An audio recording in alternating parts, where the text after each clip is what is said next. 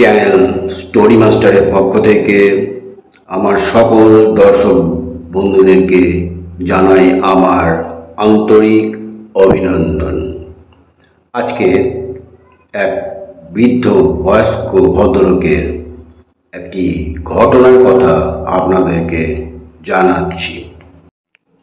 কোনো এক শহরে এক বয়স্ক ভদ্রলোক বাস করতেন।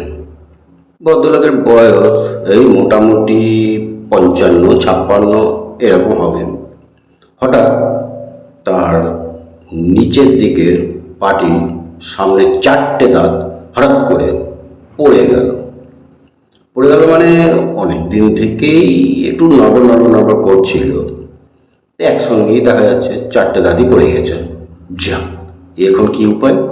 এখন তো লোক সমাজে বাইরে বেরোনো যাবে না। ভদ্রলোক চিন্তা করছেন, গেলেই তো আমার দাঁত নাই বুঝে ফেলবে।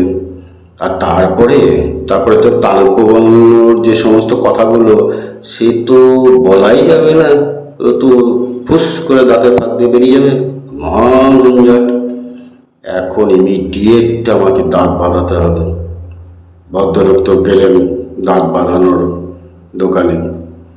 গিয়ে তিনি 4টে দাঁত বাঁধানোর অর্ডার দিয়ে এলেন, অ্যাডভান্সও করে এলেন। তো সেই দোকানদার বলল, জেঠু চিন্তা করেন না, এই আপনাকে সামনের সপ্তাহে দিয়ে দেবো। ঠিক আছে। সামনের সপ্তাহ গেল, হলো না।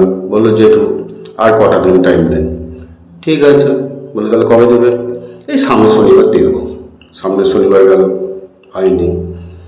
আবার ডেট দিল, বললো মঙ্গলবার আসবেন। মঙ্গলবার যেহেতু ঠিক হয়ে যাবে, মঙ্গলবার আসুন।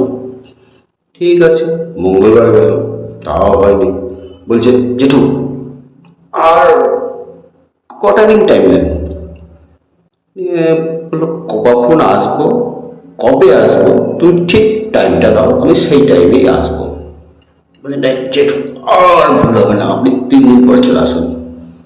ঠিক আছে বাবা, তাই হবে। তিনি 3 দিন পরে গেলেন।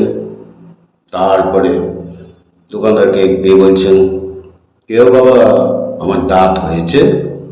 বলছেন, না জেঠু এখনো তো হয়নি, আপনি এই আজকে রাতটা একটু শুরু করুন, কালকে সকালেই দিয়ে দেবো। ব্যাস, ভদ্রলোক গেছেন রেগে। তিনি বলছেন, কি ব্যাপার? হ্যাঁ, তুমি আমাকে আজ প্রায় 1 মাস ধরে ঘোরাচ্ছ। হ্যাঁ, এই 7 দিন পর দিয়ে দেবো, এই 3 দিন পর দিয়ে দেবো, এই শনিবার দিন আসুন, এই মঙ্গলবার দিন আসুন, ব্যাপারটা কি?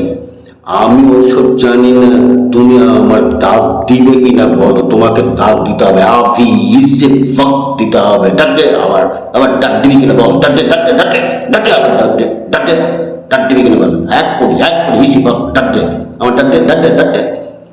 আর ওই রুদ্রমূর্তি ভদ্রলোকে দেখে দোকানদার তো চম্পট, দোকান ফেলে রাস্তায় নেমে দৌড়।